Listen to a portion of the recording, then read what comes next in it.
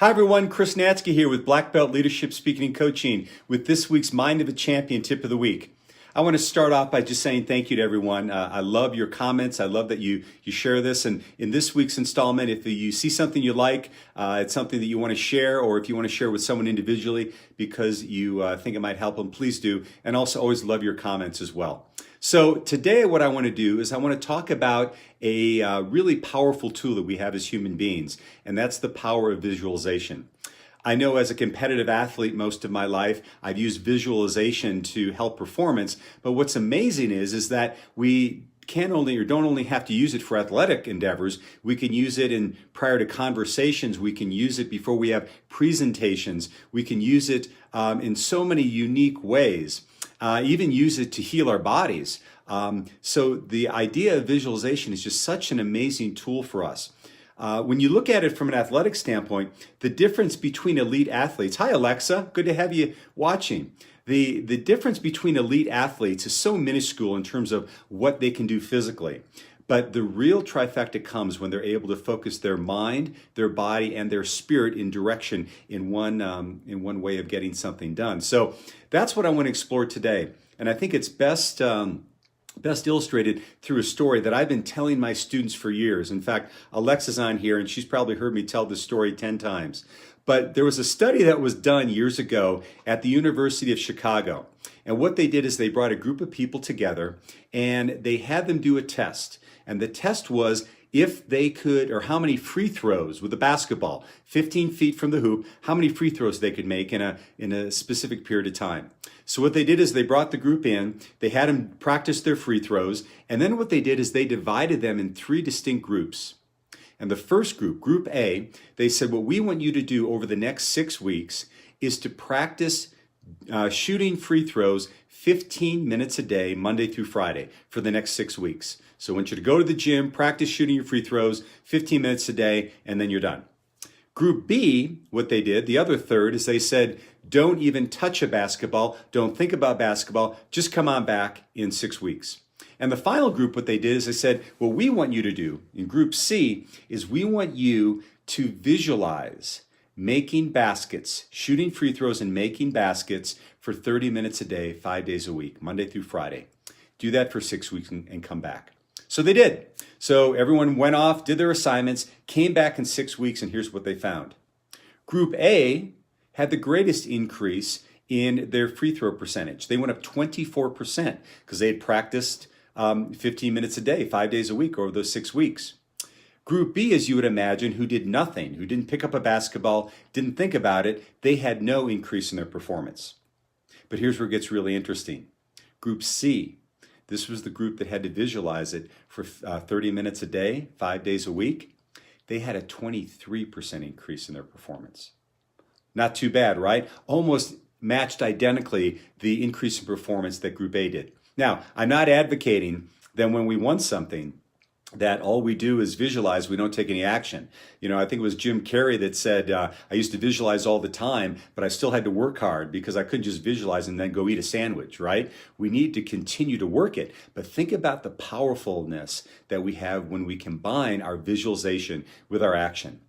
So as I've moved through the years, not only in my own life, but in coaching other clients and students, I've come up with 3 distinct things that can really up-level your visualization to bring you to peak performance in whatever you want to do in your life.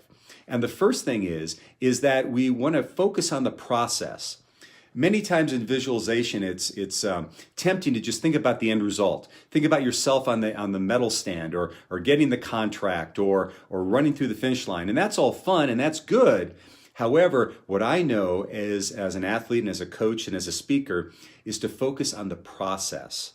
When I was competing in Taekwondo, what I would do is I would actually focus on my workouts each and every day before I went to bed. And I was focusing on the process to get me there. So if you say have a big sales call, don't just focus on the customer signing the contract, but how are you going to show up? Are you going to meet their needs? Are you going to connect with them? Are you going to be really clear in your communication? So focus on the process, number 1. Number 2 is feel the full senses of the visualization. It's not just a mental activity. We're full sensory beings. So if you're getting ready for something, a big event and you want to visualize around it, get into the entire feeling about it. And also all the senses. What does it look like? What does it feel like? What does it smell like? Get as close into that as you can.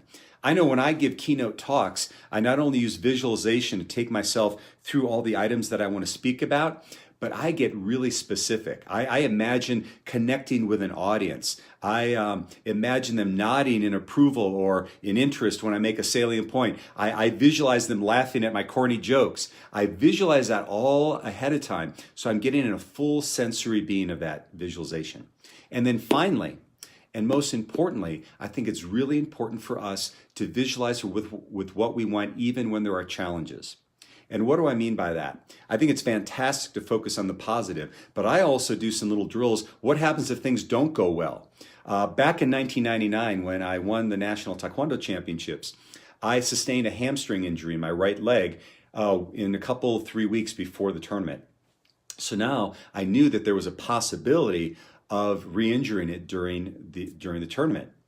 Well, when you know it, it's the third round of my first fight. I throw a spin hook kick on a guy, he blocks it, and I feel the hamstring go. I hear that, I feel the pop. And so I go off to the side, my coach rubs it down, he wraps it up. But then what I did is I went all by myself and started visualizing the plan I had created about how I was going to fight if that injury occurred. And luckily I went on and won the next 3 matches and won the championship.